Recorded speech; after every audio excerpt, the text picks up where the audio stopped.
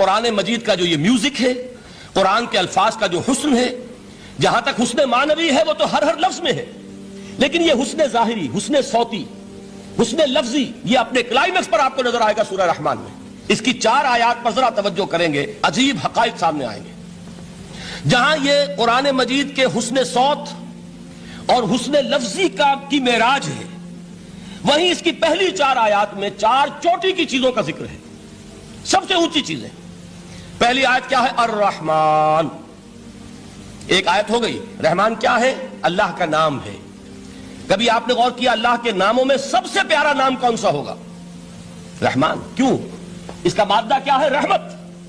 ہمیں سب سے بڑھ کر جس چیز کی ضرورت ہے وہ کیا ہے؟ رحمت خداوندی۔ نام اچھی طرح سن لیجئے اس حضور کی قول کو۔ حضور فرماتے کوئی شخص جنت میں مجرد اپنے عمل کی بنیاد پر داخل نہیں ہو سکے گا جب تک کہ رحمت خداوندی دستگیری نہ کرے۔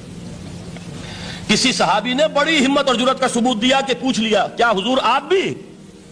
جب آپ نے فرمایا کوئی شخص داخل نہیں ہو سکتا جنت میں محض اپنے عمل کی بنیاد پر جب تک کہ رحمت خداوندی جو ہے وہ دستگیری نہ فرمائے۔ پوچھا گیا کیا آپ بھی؟ آپ نے فرمایا ہاں میں بھی۔ آپ اندازہ کیجئے کہ اگر محمد الرسول اللہ بھی رحمت خداوندی کے ضرورت مند ہوں تو تاب دیگراں چہ رسد، ہماری تو سب سے بڑی ضرورت رحمت خداوندی ہے۔ اب یہ رحمت جو ہے قرآن مجید میں اللہ تعالیٰ کی یہ شان 2 الفاظ کے ذریعے سے آتی ہے، رحیم اور رحمان۔ اور کوئی مادہ نہیں ہے جس سے 2 نام بنتے ہوں اللہ کے، لیکن یہ مادہ ہے واحد رحمت کا کہ جس سے رحمان بھی ہے رحیم بھی ہے۔ رحیم صفت مشبہ ہے، رحمت دائم ہو جائے گی، مستقل ہوگی تو رحیم کہیں گے۔ اور رحمان، اس میں رحمت کی ہے وہ شان ہے کہ جیسے ٹھاٹھے مارتا ہوا سمندر ہو، ہیجان کی کیفیت، طوفانی کیفیت، رحمت خداوندی کا طوفانی جوش، وہ ہے رحمان۔ تو یہ اللہ تعالیٰ کے ناموں میں سب سے پیارا نام۔ اب آگے چلیے، الرحمن علم القرآن، رحمان نے قرآن سکھایا۔ رحمت خداوندی کا سب سے بڑا مظہر، رحمان کی رحمانیت کا سب سے بڑا مظہر قرآن ہے۔ ان میں جو منطقی ربط ہے اس کو سمجھتے جائیے۔ اچھا آپ یہ سوچئے، جو علم بھی انسان کو حاصل ہوا وہ کس نے دیا؟ اللہ نے۔ سائنس کا علم کس نے دیا؟ اللہ نے۔ علم آدم الاسماء کلہا، وہ علم الاسماء جو حضرت آدم کو دے دیا گیا تھا ازل میں، یہ اسی کا ظہور ہے، یہ اسی کی ایکسفولیشن ہے جو ہو رہی ہے اور ہوتی رہے گی ابھی۔ اور دوسرے علم ہے وہ کس نے دیے؟ اللہ نے دیے۔ لا یحیطون بشیء من علمہ الا بما شاء، مخلوق میں سے کوئی اللہ کے علم میں سے کسی شے کا احاطہ نہیں کر سکتا مگر وہ جتنا اللہ دینا چاہے۔ لیکن یہ کہ تمام علوم میں چوٹی کا علم قرآن۔ نوٹ کرتے جائیے، اب چوٹی کی چیزیں جمع کیجئے۔ اللہ کے ناموں میں چوٹی کا نام رحمان، اللہ نے جو کچھ انسان کو سکھایا اس میں چوٹی کا علم قرآن۔ خلق الانسان، انسان کو پیدا فرمایا۔ سوال یہ کہ حیوانات کو کس نے پیدا فرمایا؟ آسمان کس نے پیدا کیے؟ زمین کس نے پیدا کی؟ فرشتے کس نے پیدا کیے؟ کیا مطلب خلق الانسان؟ اس کی تمام مخلوقات میں اس کا کلائمیکس، اس کی تخلیق کی معراج، اس کے تخلیق کا نقطہ عروج انسان ہے۔ یہ ہے کہ جو مسجود ملائک بنا ہے۔ وَلَقَدْ كَرَّمْنَا بَنِي آدَمَ وَحَمَلْنَاهُمْ فِي الْبَرِّ وَالْبَحْرِ وَرَزَقْنَاهُمْ مِنَ الطَّيِّبَاتِ وَفَضَّلْنَاهُمْ عَلَىٰ كَثِيرٍ مِّمَّنْ خَلَقْنَا تَفْضِيلًا۔ تو تخلیق میں سب سے اونچی تخلیق انسان کی، علموں میں سب سے اونچا علم قرآن کا، اللہ کے ناموں میں سب سے اونچا نام رحمان۔ اب آئیے چوتھی چیز، علمہ البیان، انسان کو بیان کی صلاحیت عطا فرمائی۔ کیا اور کوئی صلاحیت عطا نہیں کی؟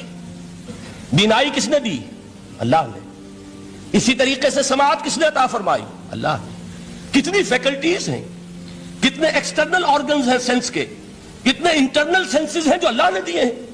لیکن یہاں بھی سمجھ لیجئے جتنی فیکلٹیز ہیں ہیومن فیکلٹیز، ان میں ٹاپ کی فیکلٹی جو ہے وہ اسپیچ ہے، کلام ہے، بیان ہے۔ جن لوگوں نے میڈیکل سائنس کا مطالعہ کیا ہے وہ جانتے ہیں کہ یہ برین ہے، ہیومن برین، اس برین میں جو وہ اوپر ایک زرد سا مادہ ہوتا ہے، گرے میٹر، اس کی ایک کوٹنگ ہوتی ہے، یہ ہائیسٹ ایوالوڈ فارم ہے، اور اس میں سب سے بڑا رقبہ جو ہے وہ اسپیچ سینٹر کہلاتا ہے۔ اسی لیے انسان کو حیوان ناطق کہتے ہیں۔ حیوان کے اور انسان کے مابین امتیاز قائم کیا گیا، نطق، گویائی، بولنا۔ اب یہ کیا چیز ہوئی؟ انسان کی صلاحیتوں میں سے سب سے اونچی صلاحیت۔ 4 آیتیں ہو گئی نا۔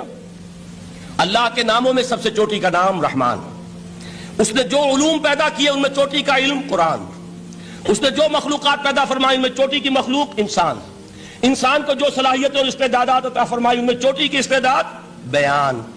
جمع کیجئے نتیجہ کیا نکلے گا؟ وہ نتیجہ ایک حدیث نبوی کی شکل میں سامنے آتا ہے۔ پہلی حدیث میں نے یہی پڑھی تھی، اس کے راوی کون ہے؟ عثمان ابن عفان۔ میں حیران ہوتا ہوں، وہ قافیہ یہاں بھی موجود ہے، رحمان، قرآن، بیان، انسان، عثمان، عفان، باپ کا نام بھی اسی وزن پر ہے، عثمان ابن عفان۔ عن عثمان ابن عفان رضی اللہ تعالی عنہ قال قال رسول اللہ صلی اللہ علیہ وسلم، حضرت عثمان شہید مظلوم ذو النورین رضی اللہ تعالی عنہ فرماتے ہیں کہ اللہ کے رسول صلی اللہ علیہ وسلم نے فرمایا، خیرکم من تعلم القرآن وعلمہ، تم میں سے بہترین لوگ وہ ہیں جو قرآن سیکھیں اور سکھائیں۔ قوت بیان جو تمہاری ٹاپ فیکلٹی ہے، اس کا استعمال کسی گھٹیا کام کے لیے نہیں ہونا چاہیے۔ دیکھیں اردو میں محاورہ ہے کہ توپ سے مکھی نہیں ماری جاتی، توپ بنائی گئی ہے کسی بڑی شے کے لیے، مکھی مارنے کے لیے توپ استعمال نہیں ہوتی۔ یہ قوت بیان جو ہے، جو ٹاپ موسٹ فیکلٹی ہے ہیومن جو فیکلٹیز ہیں ان میں سے، اس کا استعمال بھی ٹاپ موسٹ ہونا چاہیے۔ قرآن کو بیان کرو، وہ جیسے کہ علامہ اقبال نے کہا ہے، بلکہ غالباً ان کے قبر پر آس پاس جو اشعار لکھے ہوئے ان میں سے ایک یہ بھی ہے، اگر یک قطرہ خونداری اگر مشتے پرے داری بیابامن تو آموزم طریق شاہ بازی را، اگر تمہارے اندر ایک قطرہ بھی خون کا ہے اور مٹھی بھر بھی پر اگر اللہ نے دیے ہیں تو میرے پاس آؤ کہ میں تمہیں شاہبازی کے طریقے سکھاؤں۔